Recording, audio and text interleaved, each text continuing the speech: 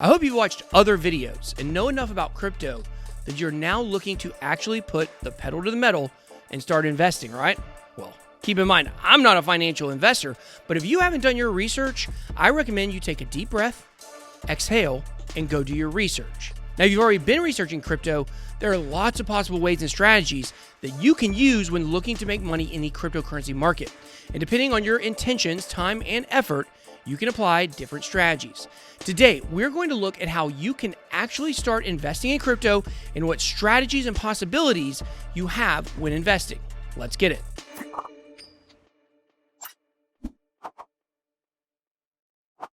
Welcome to BitBoy Crypto, the hardest working channel in all of cryptocurrency. If you're new, hit that subscribe button and check the description for links you can use to connect with me and the Bit Squad.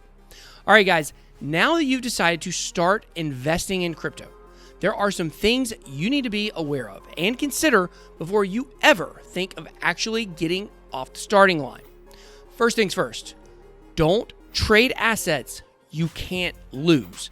Most beginning traders, and we can all attest to this because we've all been there, will lose money. I'm no exception. I made my mistakes too and have learned from them, and that's what I want to tell you about. Make sure that you're also not too invested if this is your first time trading. Make sure this is not your only source of income, as it is likely that you are going to lose before you can make the mad gains everyone is talking about. I feel like your dad here though, but the general advice is always the same. Don't be stupid, BYOB. Bring your own brain. It is generally advised to trade smaller accounts you've been able to make a profit off of and are comfortable enough to trade into larger amounts. Having all the caveats out of the way, let's take a look at some of the well-known trading options that you have. Who's ready? I'm ready. Okay, now the first way is a little risky, maybe more than a little. An easy way to punch over your weight is margin trading. This is a method to trade assets borrowed from a third party. In traditional markets, those additional funds would be lent to you by a broker, but in crypto, those funds are usually provided by other traders through platforms designed to offer such services. Margin trading lets you leverage your position. In trading terms, this basically means you can embiggen the profits that you would usually have on a given trade. I know that's not a word. Just like a lever multiplies any force applied. You can create those leverage positions at different rates, just like you can use a longer wrench to apply more force, but I know most of you guys are still getting your dad to do your car work. You can actually borrow sometimes up to 100 times what you have to trade with. Using a leverage position, you can then enter trades without having to front that much capital. So how does this work? Well, let's say that you are entering a 10 times leverage position with a margin of $100, meaning that you enter a total position of $1,000. Should the price of the asset you're trading on go down to 10%, that would be covering your entire margin. That means that if the price goes down any lower, it would be eating into the borrowed funds and not into the margin. Any sane lender would not risk their assets on your behalf. So your position is liquidated to be able to have the needed funds to repay the lending party, and your position is closed. Liquidation in this manner usually does incur fines, and given that you can lose more money than you initially invest, these can be relatively risky. You can see how leverage trading works here. The amplification effect does work both ways, as you amplify your losses as well, leading to the possibility of going over your margin, and you can be at risk of liquidation. Now let's look at derivatives and the typical types of derivatives.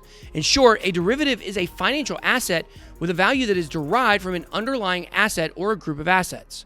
Whatever asset is used as a reference point, the core concept is that the derivative product derives its value from it. A futures contract is a type of derivative that lets you speculate on the price of a given asset at a later date. You basically say that a given asset will be at a certain fixed price at a later date and take a position on it, short or long. A short position is when an investor buys an asset with plans to sell it at a later predefined contract price, while a long position means entering a contract to buy the underlying instrument at the contract price at expiration. So what does this mean? Well, let's say that you settle to buy one Bitcoin at a price of $10,000 by the end of the year. Should the price of that Bitcoin go above that settled price by that date, you will essentially have made a profit. Let's just say that by the end of the year, the Bitcoin price is at $12,000. You will still be buying it at $10,000. You will essentially have made a profit of $2,000, while the person that you entered the contract with would have made a loss. Someone always loses. These futures contracts can also be bought and sold independently without having to wait for the settlement date to anyone willing to buy them. Future contracts are typically used as a way to hedge other investments or to lock in profits when trading in volatile markets. You can mitigate the risk of a falling price by taking a short future position on the asset. If the price falls, the short position will mitigate losses by providing additional revenue. Now, unlike the traditional futures contract, a perpetual futures contract does not have the pesky expiration dates or expiry dates, and you can hold your position as long as you like. Imagine you placed a futures contract on buying Bitcoin in 2016 when it was worth $4,000, and you said, sure, I'll buy that Bitcoin at, let's say, 500 a day later. Given that it's now worth around 10,000, you could end up with a massive disparity between the contract and the actual price of the asset. This is where we get into what we call funding rates. These are rates paid between parties that are meant to keep the perpetual market in check. How does that work? Well, should the perpetual market price be above the going rate, the funding rate will be positive, and a portion of the difference between these perpetual futures and that going rate is paid from the people who are going long to those who are going short. Should the difference be negative and the perpetual market be below the going rate, then the people going short pay those going long. This means the perpetual markets stay close to the spot markets. Leverage tokens are another way to gain a leverage position without having to deal with all the hassle of managing it. This is done through tokens that act like multipliers for another token. These tokens are essentially perpetual contracts hiding as tokens. Each leverage token gets its price action by trading perpetual futures. These buy and sell tokens you invest in according to the leverage they have. Your risk is always going to be proportionate to your leverage. For example, if you buy one unit token that offers 3 times the value of ETH, you'd essentially be buying 3 ETH, as the leverage token will go ahead and do exactly that. Now, how exactly do these tokens have that leverage?